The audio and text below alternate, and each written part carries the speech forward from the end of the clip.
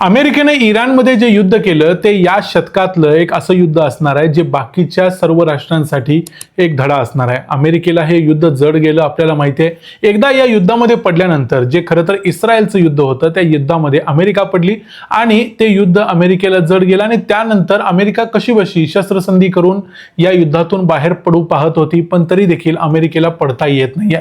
आता हे युद्ध अमेरिकेला नुसतं जड नाही गेलं तर अमेरिकेचा या युद्धात पराभवच झाला याच्यावर शिक्कामोर्तब करण्यासारखी एक घटना घडते. ती म्हणजे अमेरिकेचं एक एअरक्राफ्ट कॅरियर असणारं USS अब्राहम लिंकन आता परत अमेरिकेला जाणार आहे असं सांगितलं जाते. अमेरिकेने अशी घोषणा केली. मग हे एअरक्राफ्ट कॅरियर परत जाणार म्हणजे अमेरिकेचा पराभव का होऊ शकतो याचा अर्थ काय? नेमकं एअरक्राफ्ट कॅरियर म्हणजे असतं काय? आणि अमेरिका जर स्वतःला बचाव करू शकत नसेल, स्वतःला प्रोटेक्ट करू शकत नसेल तर अमेरिका आपल्या मित्रांना कशी वाचवणार? त्यांची अवस्था काय? इराण बरोबर जे युद्ध चाललंय त्याची सध्याची परिस्थिती काय आणि पुढे काय होणार? कारण युद्ध अजिबात पूर्णपणे संपलेलं नाही. युद्धामध्ये फक्त शस्त्रसंधी झालेली आहे आणि त्या शस्त्रसंधीला दोन्हीही बाजूंनी नाकारलेला आहे. त्यामुळे सध्याची पोझिशन काय? हे सगळे आता काही सैनिक त्यांचे जे समुद्रामध्ये उड्या मारून जीव द्यायचा प्रयत्न करतायत त्याचा अर्थ काय? या सगळ्या गोष्टी समजून घेऊया आजच्या या व्हिडिओमध्ये. मी आहे रणजित यादव आणि तुम्ही पाहताय द मराठी बाणा. अमेरिकेतल्या स्टार्स अँड स्ट्राइप्स आणि मिलिटरी टाइम्स या वृत्तपत्रांनी काही रिपोर्ट प्रकाशित केलेत. मागच्या आठवड्यामधली ही गोष्ट आहे. त्या रिपोर्टमध्ये यांनी अनेक लोकांचे इंटरव्ह्यू घेतले, अनेक महिलांचे इंटरव्ह्यू घेतले, विशेषतः ज्या महिलांचे पती USS अब्राहम लिंकन या एअरक्राफ्ट कॅरियरवरती मागच्या जवळजवळ 1 वर्षापासून म्हणजे कमीत कमी 1 वर्षापासून काम करतायत. आणि त्यांच्या इंटरव्ह्यू मधून असं लक्षात आलं यातल्या अनेक सैनिकांनी जे त्या एअरक्राफ्ट कॅरियरवर काम करतायत त्यापैकी अनेकांनी सुसाईड करायचा प्रयत्न केला होता, आत्महत्या करायचा प्रयत्न केला होता. त्यांनी त्या शिपच्या म्हणजे कॅरियरच्या काठावर जाऊन खाली समुद्रात उडी मारून स्वतःला मारून टाकायचा प्रयत्न केला होता. अनेकांनी अशा प्रकारचे मेसेजेस आपल्या घरी पाठवले होते आणि सेंटकॉमनं म्हणजे सेंट्रल कमांड जी आहे अमेरिकेची त्यांनी देखील हे कन्फर्म केले की अनेक सैनिक जे काठावरून सुसाईड करायचा प्रयत्न करत होते त्यांना रिकव्हर केले गेले किंवा त्यांना दवाखान्यात ऍडमिट केले गेले किंवा अशा पद्धतीच्या काही गोष्टी घडलेल्या आहेत. आता मग हे सगळे सैनिक असं का करतायत हे समजून घेण्यासाठी USS अब्राहम लिंकन हा एअरक्राफ्ट कॅरियर काय ते सगळ्यात अगोदर समजून घ्यायला पाहिजे. हा एक अमेरिकेचा एअरक्राफ्ट कॅरियर म्हणजे ज्याच्यावरती अमेरिका आपले अनेक फायटर जेट्स ठेवू शकते, स्टेशन करून ठेवू शकते आणि ज्याच्यावरून उडवून कुठल्याही राष्ट्रावरती हल्ला करू शकते अशा पद्धतीचा एक एअरक्राफ्ट कॅरियर आहे. याला आपण एक एअर बेस म्हणू शकतो, एक मिनी एअर बेस जो मुव्हेबल आहे आणि अमेरिकेच्या इच्छेप्रमाणे तो मुव्हेबल एअर बेस ते कुठेही नेऊन उभा करू शकतात. अनेक वेळेला याच्यावरती मोस्टली 5000 लोक कार्यरत असतात.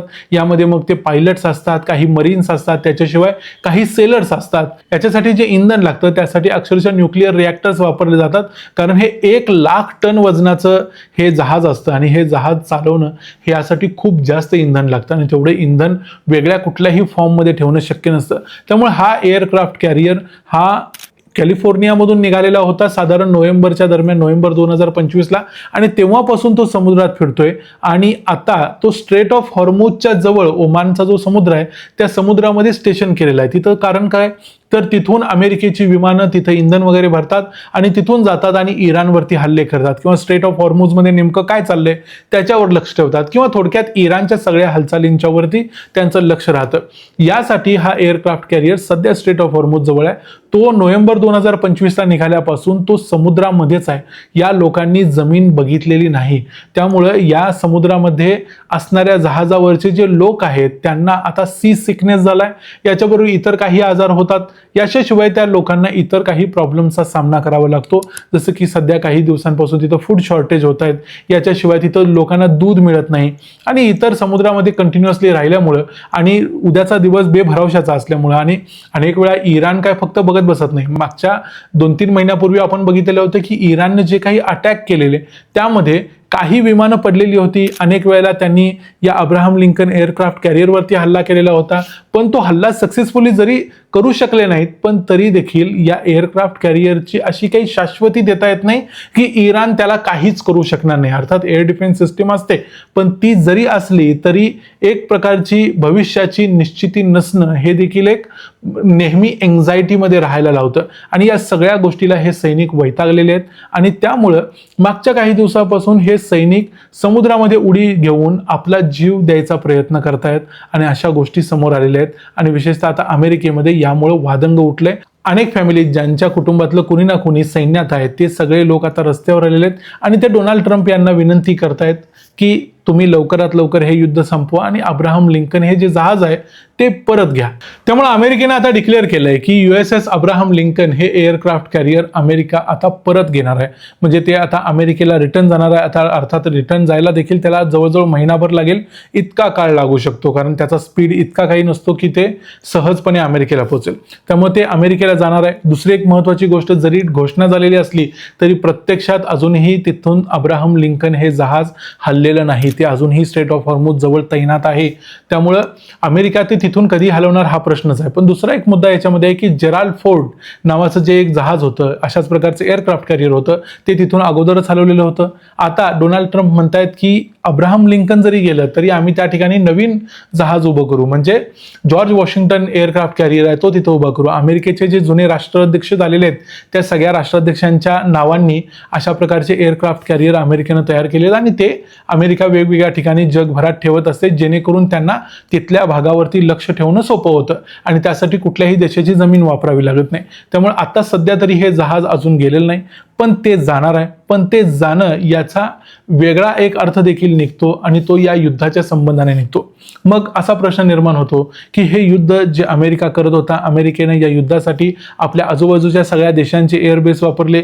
यामध्ये बहरीनचा, कुवेतचा, कतारचा, सौदी अरेबियाचे एअरबेस वापरले. या सगळ्या एअरबेसवरून इराणवर हल्ले केले. त्यामुळे इराणनं जो प्रतिहल्ला केला तो अमेरिकेवरती तर केलाच, त्यांच्या एअरक्राफ्ट कॅरियरवर केलाच, पण त्याच्याशिवाय या सगळ्या देशांच्यावर देखील केला. आता जर अमेरिकेचं हे जहाज तिथून परत जातंय याचा अर्थ अमेरिका हे युद्धातून बाहेर पडते आहे आणि अमेरिका माघार घेते आहे असा होतो. दुसरी गोष्ट, अमेरिका आपले जे काही मित्र राष्ट्र आहेत त्यांना प्रोटेक्ट करू शकत नाही, हे आतापर्यंतच्या 6 महिन्याच्या युद्धामध्ये स्पष्ट दिसलेलं आहे. कारण इराणनं आपल्या मर्जीप्रमाणे जेव्हा वाटेल तेव्हा या सर्व राष्ट्रांच्या वरती हल्ले केलेत आणि अमेरिका त्याला थांबवू शकली नाही.